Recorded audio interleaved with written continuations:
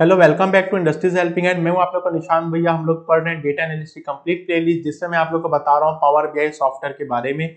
आज का लेक्चर होगा हमारा 4.4, जिसमें हम लोग सीखेंगे कि कैसे हम लोग एक डेट स्लाइजर को क्रिएट करते हैं। इससे पहले मैंने आप लोग को टेक्स्ट स्लाइजर के बारे में बता चुका है। टेक्स्ट स्लाइजर का वीडियो आप लोगों ने नहीं देखा तो इसे आप पहले देख लीजिए। उसके बाद ही मेरा सजेशन है कि आप डेट स्लाइजर को देखें।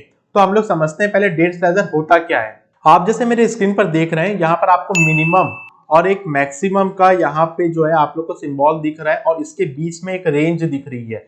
इसके बीच में जो रेंज दिखती है इसको हम लोग डेट स्लाइजर कहते हैं। और इसके कई सारे फॉर्मेट होते हैं, जैसे कि आपको इसको लिस्ट फॉर्मेट में देखना है, ड्रॉप डाउन के फॉर्मेट में देखना है, बिफोर आफ्टर के फॉर्मेट में देखना है। ये सारी लिस्टेड आपको यहाँ पर मिल जाती है, जिसको आज हम लोग यहाँ पर बनाकर देखेंगे।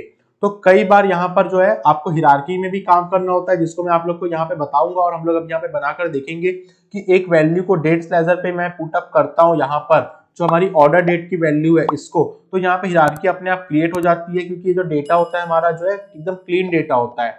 रॉ डेटा में हम लोग को पाइथन के अंदर प्रोग्रामिंग करनी होती है, जिसको हम लोग आगे आने वाले लेक्चर के अंदर देखेंगे। तो आप लोग को यहाँ पे जो हिरार्की है वो भी मैं आप लोग को बताऊंगा, जिसे आप यहाँ पे यूज करके देख सको। सो यहाँ पर मैं हिरार्की बनाना भी आप लोग को सिखाऊंगा। जैसे कि हम लोग यहाँ एज्यूम करते हैं 2012 के अंदर मुझे कंपेयर करना है क्वार्टर को, थर्ड क्वार्टर को, और 2013 के अंदर मुझे कंपेयर करना है थर्ड क्वार्टर को। दोनों को मैं सेलेक्ट करूंगा तो यहाँ पर जो मेरा डेटा होगा उसमें मैं इजी तरीके से कंपेयर कर पाऊंगा अपने रिपोर्ट के अंदर।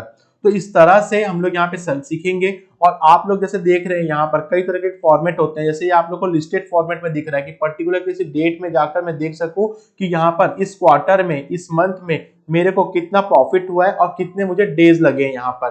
तो इस तरीके से हम लोग इसको अंडरस्टैंड कर सकते हैं। कई बार रिपोर्ट में जगह नहीं होती है तो हम लोग रेंज को और इस तरीके से डेट को ड्रॉप डाउन पे देते हैं, जिससे कि हम लोग को डैशबोर्ड को, रिपोर्ट को, हमारे क्लाइंट को या एंड यूजर को समझने में आसानी हो। सो इस तरह से हम लोग यहाँ पे डेट स्लाइजर बनाना सीखेंगे। सो ज्यादा समय न लेते हुए हम लोग चलते हैं, हमारे पावर बीआई सॉफ्टवेयर को ओपन करते हैं और एक एक करके यहाँ पर डेट स्लाइजर को बनाना सीखते हैं। सो आप भी मेरे साथ साथ यहाँ पे पावर बीआई सॉफ्टवेयर को ओपन कर लीजिए। 4.3 हमने कंप्लीट कर लिया है। अब हम लोग 4.4 क्रिएट ए डेट स्लाइजर पे चलते हैं। मैंने यहाँ पे स्लाइजर्स पे क्लिक किया और एम्प्टी सेक्शन मेरा ओपन हो चुका है, जिससे मैं ड्रैग एंड ड्रॉप कर रहा हूँ हमारी ऑर्डर डेट को। तो आप लोग देख पा रहे हैं यहाँ पर मैं यहाँ पर एक टेबल को भी क्रिएट करता हूँ। मैंने टेबल पे क्लिक किया और यहाँ पे एम्प्टी सेक्शन पे मैं कुछ वैल्यू जो है उसे ड्रैग एंड ड्रॉप कर रहा हूँ। जैसे मैंने यहाँ पे ऑर्डर डेट ले लिया और ऑर्डर डेट यहाँ पर आप लोग को शो हो रही है। इसके साथ साथ मैं यहाँ पे प्रॉफिट की वैल्यू को भी डाल देता हूँ।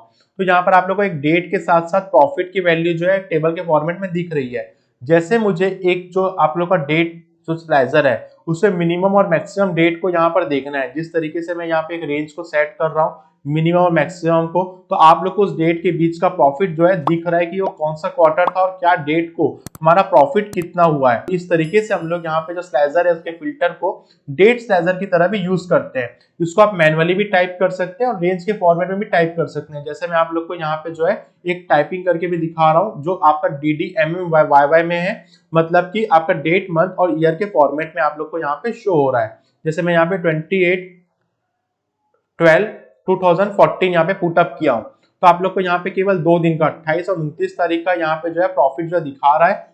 और इस तरीके से आप लोग यहाँ पे जो रेंज है उसे सेट कर सकते हैं। अब हम लोग यहाँ पे जो हमारा एरो बटन है इसे क्लिक करते हैं और बिफोर पे क्लिक करते हैं। जैसे बिफोर पे क्लिक कर रहे हैं तो मतलब कि आपका जो उसके पहले वाला सेक्शन है वो वहां पे डिसेबल हो जाएगा, और पर्टिकुलर आप उस डेट से एक बिफोर डेट से अभी तक की जो डेट है उसे सेलेक्ट कर सकते हैं। तो आपका एक रेंज जो है फिक्स हो जाएगा बिफोर का डेट, जो आप लोग को यहाँ दिखा रहा हूं मैं आपको 2012 से 2014 के बीच। फिर आप यहाँ पे लिस्टेड पे जाएंगे और आफ्टर पे क्लिक करेंगे तो आपका जो एंड वाला जो सेक्शन है, मैक्सिमम वाला सेक्शन है, वो एक फिक्स हो जाएगा, और उसके पहले वाला जो सेक्शन है इसको आप यहाँ पे जो सेलेक्ट कर सकते हैं। ये फंक्शन आपको कैसे यूज करना है इसको आप उस तरीके से डिसाइड करते हैं जैसे कि आपकी क्लाइंट की या प्रोजेक्ट की रिक्वायरमेंट होती है, जिससे कि आपका एक क्लाइंट अच्छे तरीके से एक रिपोर्ट को पढ़ सके। अब आप लिस्ट पे जाते हैं तो लिस्ट पे आप लोग को यहाँ पर दिखता है कि कई बार हम लोग को स्लाइजर को लिस्टेड फॉर्मेट में दिखाते हैं। हमने टेक्स्ट स्लाइजर में भी यूज किया था, बट डेट में बहुत ज्यादा ये यूजफुल नहीं होता है, तो आप लोग इसको जो है अवॉइड भी कर सकते हैं। ड्रॉप डाउन लिस्ट की जगह मेरा सजेशन है कि आपको ड्रॉप डाउन यूज करना चाहिए, क्योंकि यहाँ पे कई बार जगह नहीं होती है तो हम लोग ड्रॉप डाउन का यूज करते हैं। अब आप लोग को यहाँ पे जो ऑर्डर डेट दिखा रहा है ये काफी इंपॉर्टेंट स्लाइजर है। जैसे कि मैं यहाँ पे लास्ट जो लिखा हुआ है, मतलब कि लास्ट 8, और सेलेक्ट में जाता हूं तो ईयर, मतलब 8 ईयर पहले मैं यहाँ पर क्या आपकी ऑर्डर डेट थी इसको यहाँ पर देख सकता हूँ। तो जैसे कि आज यहाँ पे 8 ईयर पहले का मुझे दिखा रहा है, लास्ट जो 8 ईयर है वो, वैसे लास्ट मंथ नेक्स्ट 8 ईयर, जैसे नेक्स्ट 8 ईयर कुछ भी नहीं है यहाँ पर, तो आप लोग को यहाँ पे ब्लैंक दिखा रहा है जैसे आप लोग यहाँ पे देख पा रहे हैं। इसी तरीके से यहाँ पे रिएक्टिव टाइम भी होता है, कई बार डेटा में हमारे पास टाइम होता है तो नेक्स्ट 2 ईयर का टाइम, नेक्स्ट 1 ईयर का टाइम मिनट और आवर्स में भी हम लोग यहाँ पर देख सकते हैं। तो ये स्लाइजर जो है डेट के फॉर्मेट में भी इंपॉर्टेंट हो जाता है कई बार, और अधिकतर कई लोग को केवल और केवल टेक्स्ट स्लाइजर के बारे में पता होता है, डेट स्लाइजर के बारे में पता नहीं होता है। तो यहाँ पे बिटवीन, बिफोर, आफ्टर, लिस्ट और कई सारे फॉर्मेट में आप जो है स्लाइजर को यूज कर सकते हैं। अब हम लोग यहाँ पे स्लाइजर के साथ साथ मैं इसे रिमूव करता हूँ और एक बार और स्लाइजर को यहाँ पे जो है क्रिएट करता हूँ।